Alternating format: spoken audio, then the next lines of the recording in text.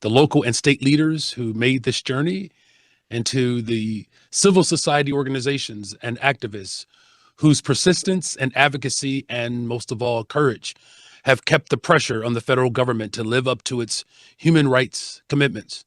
Your work, often carried out under difficult conditions, is the conscience of this country.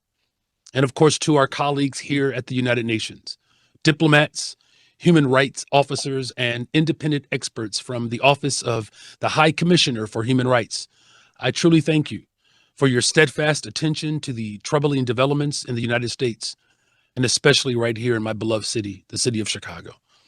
Many of you have already raised concerns about the deployment of the National Guard in U.S. cities, the militarization of law enforcement, the abusive immigration crackdowns, and other serious setbacks in the protection of fundamental rights.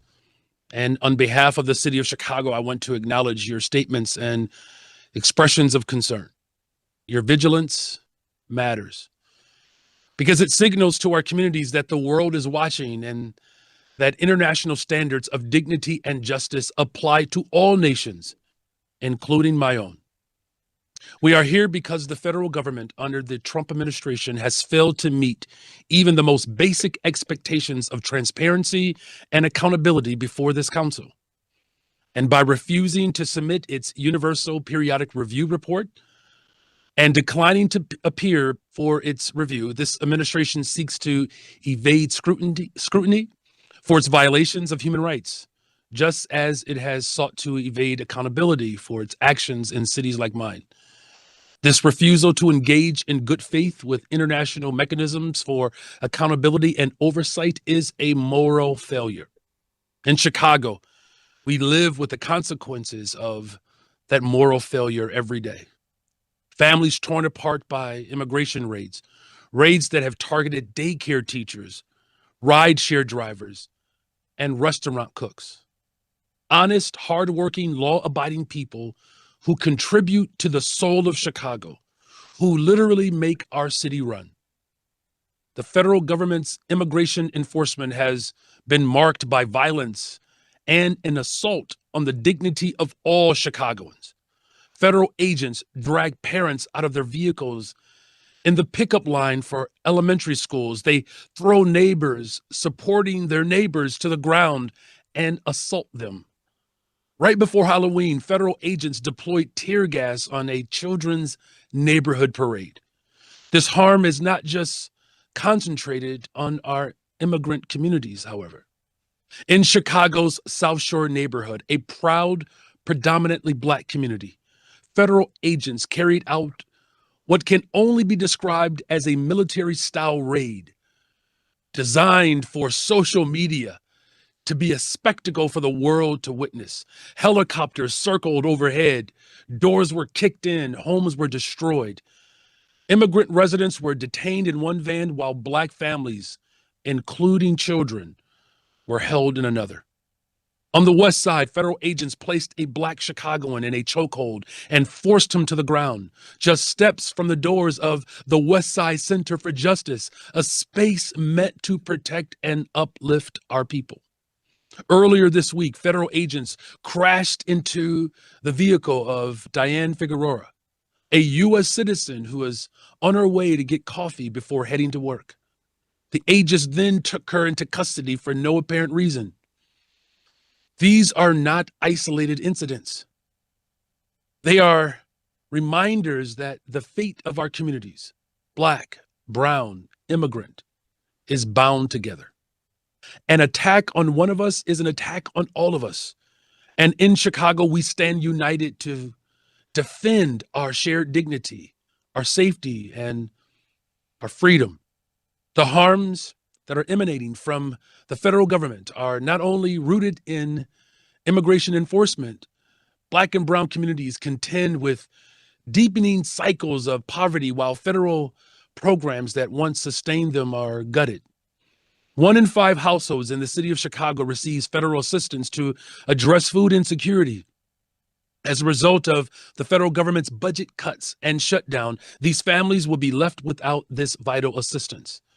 As someone with firsthand experience, I can tell you how humiliating it is when you open the refrigerator and you have nothing to eat. In the wealthiest country in the world, there is no reason why our federal government should allow hundreds of thousands of Chicagoans to go hungry. And because our administration has invested in addressing the root causes of harm and violence, Chicago has achieved historic reductions in crime and violence. The Trump administration's budget cuts now threaten that progress, not just here in Chicago, but in cities across the country by stripping resources from underserved communities. We have been absolutely clear. If the president truly cared about reducing violence in Chicago, he would restore the $800 million his administration cut from violence reduction efforts and reverse the devastating cuts to life-sustaining public benefits. These are not just abstract policy issues.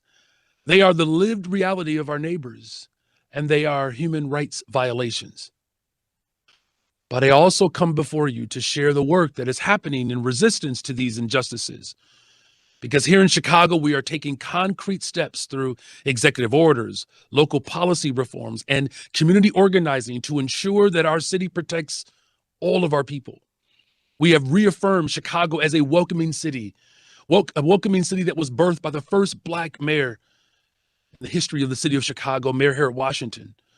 And we have directed departments to refuse cooperation with civil immigration enforcement.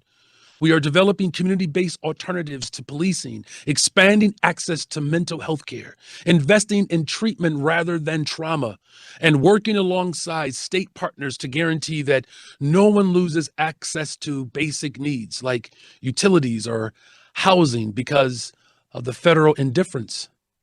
In Chicago, we believe that every resident, regardless of their immigration status, they deserve safety, dignity, and protection under the law. Our rapid response immigration teams are a key part to how we are making that belief a reality. And these teams are led by trusted community organizations who mobilize when there are reports of immigration enforcement activity. They work around the clock to verify information, prevent the spread of misinformation, and ensure that families know their rights. Rapid response teams also serve as a bridge between the city and community networks, ensuring that alerts, that know your rights materials and hotline information, that it reaches the residents as quickly and accurately as possible.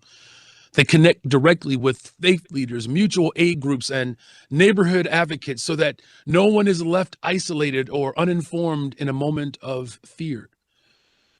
This is what it means for Chicago to live its values as a sanctuary city, not just in words, but through coordinated action that protects our neighbors, strengthens community trust, and reaffirms that every person belongs here.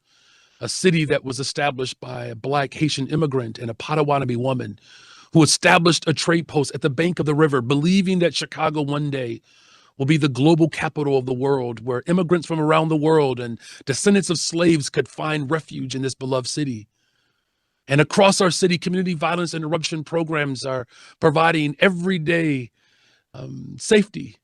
And we continue to grow these relationships in the spirit of those who established this city. And these are credible messengers, people who know our neighborhoods, who have lived through the same struggles, working to prevent conflict before it starts. They mediate disputes and connect individuals to services and offer pathways out of harm's way. Together, these efforts form the foundation of a new kind of safety infrastructure, one built on dignity, accountability, and love for our city and its people. We cannot do this work alone, though. And that is why I call on this council to hold the federal government of the United States to the same standards of accountability you apply elsewhere in the world. No country should be above international law. Human rights are universal, or they are meaningless. Chicago has long been a part of this struggle. From the 1950s, when the Civil Rights Congress brought the We Charge Genocide petition to this very body, to the young organizers who marched here decades later, demanding an end to police violence, to the courageous lawyers and survivors of the Chicago Police Department's torture scandal, who compelled the UN Committee Against Torture to call for justice and reparations. Our city's residents have long insisted that global human rights norms must be realized locally. We stand in that proud tradition today. And as I close, I invite the UN's independent experts to visit Chicago to witness both our challenges and our progress firsthand. And I urge the Human Rights Council to consider additional measures of accountability, including a special session to examine the worsening human rights crisis in the United States. The people of Chicago and of this nation deserve a government that honors their dignity, not one that diminishes it. Thank you for your time, your attention, and your continued solidarity in the global fight for human rights. My Chief Strategy Officer, Sheila Betty, is here to take any of your questions or respond to any of the follow-up requests. Thank you all very much. Thank you very much, Mayor Johnson, for joining us from Chicago from a very busy time. We appreciate your time and contribution, and we hope that you will be succeeding in what you're doing in protecting everyone's rights in Chicago. Thank you very much for that. We have just, we're wrapping up. We have just a couple of minutes. I wanted to see if there's any member states that wish to take the floor and to address any of the panelists before we close, because I know that we ran a little bit out of time, but I still wanted to provide that opportunity if there's any of the member states would like to take the floor. If not, we would see if there's anyone on the panel would like to say any final words. I know that everyone is going to the council assembly, to the council session.